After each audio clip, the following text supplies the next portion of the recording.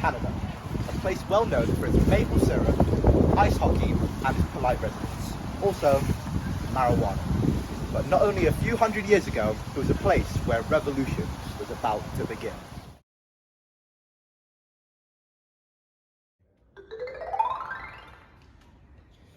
The decision to unify Upper and Lower Canada into one province was unsurprisingly disputed by the French Canadians. After all, why should they have to forfeit their political majority just because Upper Canada couldn't handle their economy?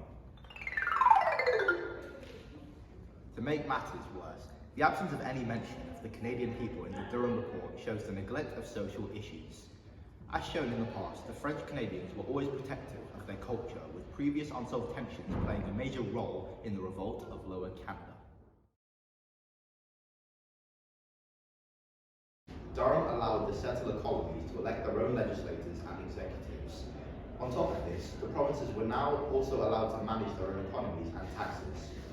This eventual granting of self-government fostered loyalty in the colonies of Canada, and even Australia and New Zealand. During his relatively short time in the provinces, he was able to stabilise the political situation temporarily and thus lead him to being the focus of considerable popularity within the provinces. By consulting widely and speedily with the population of the provinces, while also discounting and undermining the views of previous power holders, Durham proved to be an effective High Commissioner in the way that previous leaders were unable to. Durham won Gosford nil.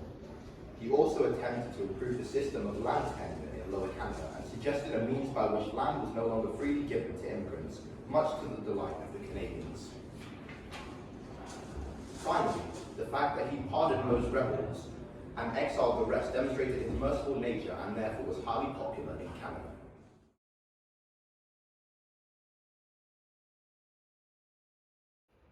So there were many criticisms made of the report's treatment of French Canadians. Lower Canada was to be absorbed into a united province with Upper Canada. By following this recommendation, Wakefield's done it again, a 14-year-old girl. Gee, Wakefield, mate, we've spoken about this. You've got to stop. By following this recommendation, Britain certainly maintained its power in the territory. There was a complete absence of any mention of indigenous population in the two Canadas. Upper Canada voted for unity cheerfully, knowing that its debt-ridden province would benefit from the Union. However, Lower Canada wasn't really feeling like it was benefiting at all, knowing that the new province would be majority British. This clearly showed that the British were only thinking about political power and control instead of working with Canada to solve their issues.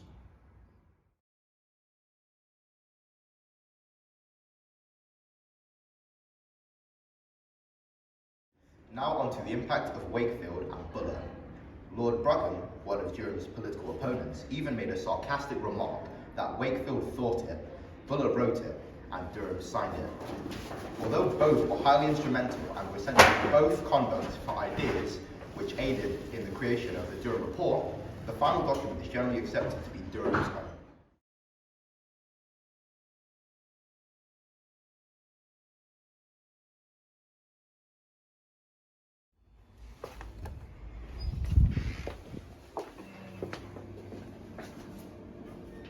As previously stated, the unification of Lower and Upper Canada seemed to stir up some controversy. The French Canadians in Lower Canada were already protective of their self-identity, so surely this proposal of the two provinces merging would cause frustration. On the other hand, this recommendation would have definitely aided Upper Canada due to their previously poor financial situation.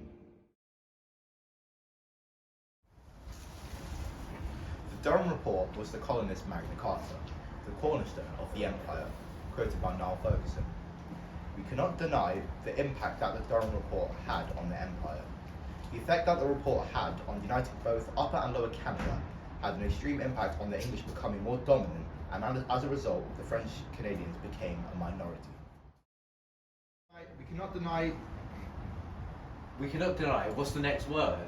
The fact of the impact that the Durham Report had on the empire. How's that hard? That's just words put together, Albert. Now on to the impact of Wakefield and Buller. Lord Brougham, one of Durham's political opponents, even made a sarcastic remark that Wakefield thought it, Buller wrote it, and Durham signed it.